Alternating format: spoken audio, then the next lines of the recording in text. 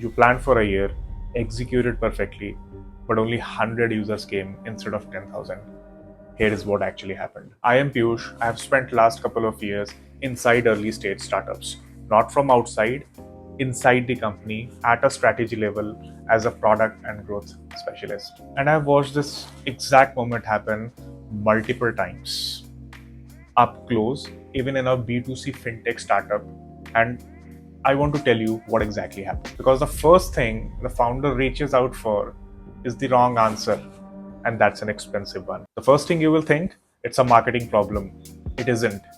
Or at least, that's not where it started. Let me take you back to the story. We had built something good, really good. We spent 12 months building it, and every time someone said, it would be great if it had X, we actually built X. The product worked, it was polished, and the team was proud of it, and they had every right to be proud of it. And we treated the launch like a wedding. A single day, a single peak, everything pointed at it. The countdown, the assets, the email, everything pointed towards that one single day. Launch day came, there was energy, there was singing and dancing, and the only way I can explain the launch day team, Slacks going off. Everyone was watching the number tick. But around 7th day, the singing stopped because the number stopped. A few hundred registrations and signups instead of thousands that we thought about. The room got silent. The silent in a way that everyone was typing something in the Slack, but apparently no one was saying anything real. And then someone said it. I mean, there is always someone who says it.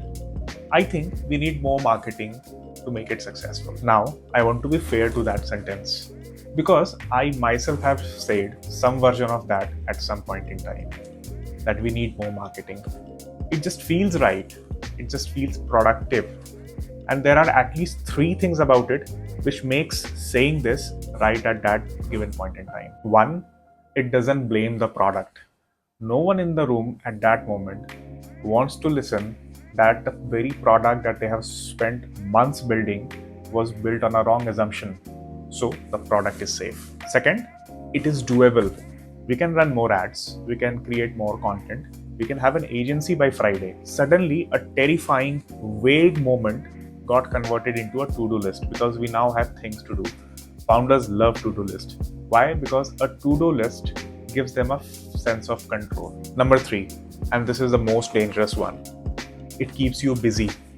Being busy is the most effective disguise ever created by avoidance. Because here is exactly what's happening. There is a difficult question sitting in middle of the room. And doing more marketing is the way you walk around it without having the need to look at it. Because the hard question is, did anyone ever wanted this? And enough to change the way they were already doing it? Because more marketing is definitely not going to answer this question. More marketing just turns up the volume on whatever the answer actually is. If the answer is yes, it just fuels it up further. But if the answer is no, it just makes the silence more expensive. And if marketing is not the problem, then what actually broke?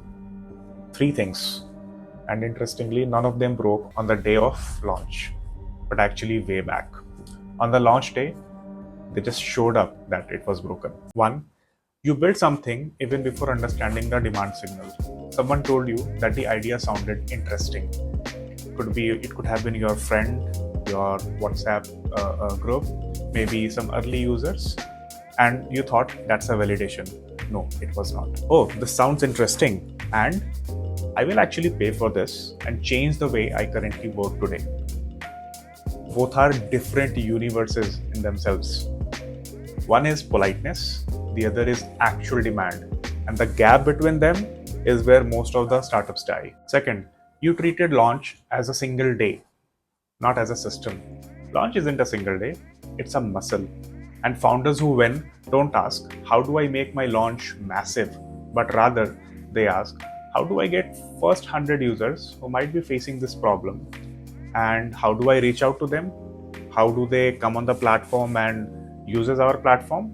And maybe finally, how do they bring more people along with them if they start using the platform? That is distribution as a system. Most founders or early teams are either subject matter experts or are brilliant in what they build, but they probably never had the chance to sell anything. And that's the gap which highlights this problem. They have had always teams, people, relationship, institutions probably handling distributions for them. So to these founders and early stage team, distribution or launch is probably a firework event, bold, loud, colorful, and probably something that gets over in a night. Third, most of the founders explain features or talks in terms of features, not in terms of buyer's pain.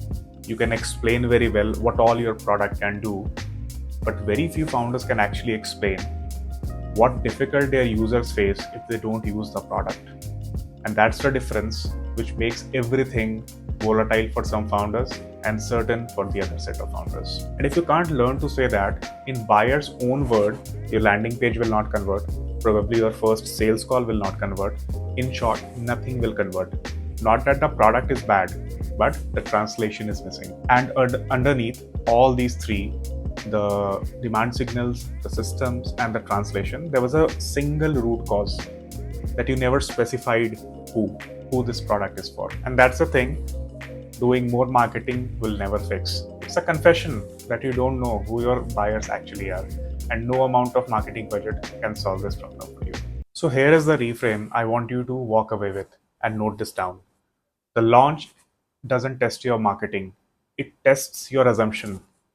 The assumption, the model of having 10,000 users on the platform versus the reality of having a few hundred, probably low intent customers on the platform, that is not a marketing miss. That was the first honest feedback your assumptions received, not inside a protected room, but outside in the real world. And I call this the reality collision. A moment where plan meets market and market wins. Trust me, it is painful, but it is the most valuable live experience you would ever get from the actual users out there. Keep reading this as a marketing problem and you will keep on spending more amount of money and time on turning the volume up on the wrong assumptions. I have seen a lot of founders do that and silently get drained away in terms of efforts, in terms of money, in terms of resources, all of them. And a clear thinking is very difficult when you are tired. So it's better to do that thinking right now instead of just deciding to spend more on marketing and getting that silence over a problem that you must have had answered. So what would you do in that week of realization? I would suggest don't do anything that you are tempted to. Don't fire people, don't pivot, don't relaunch, don't just add another marketing channel. You do the most boring thing ever. Go to the buyers that came on your platform. Stop thinking about how to get more people, but instead go to people who already are there. Talk to them. Understand why they came to your platform, what problem they were facing, how they are feeling, actually using your platform. Is there anything specific that you can do so that their experiences get better and they actually choose to change the way they were doing things before and adopt a new way of doing the same thing with your platform?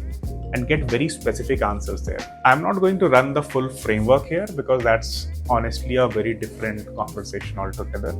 But this is exactly, the things I do inside the companies I work for. But the first move is always the same. Stop adding more marketing over blurry layer of buyers and try to unblur that layer of buyers for you and your product. If you watch it so far and you feel this is relatable, and you are in one of those quiet weeks of your product launch, do one thing. Consider subscribing to the channel because I am going to talk more about more such reality collisions. I'll see you in the next video and thank you so much for watching so far. Bye-bye.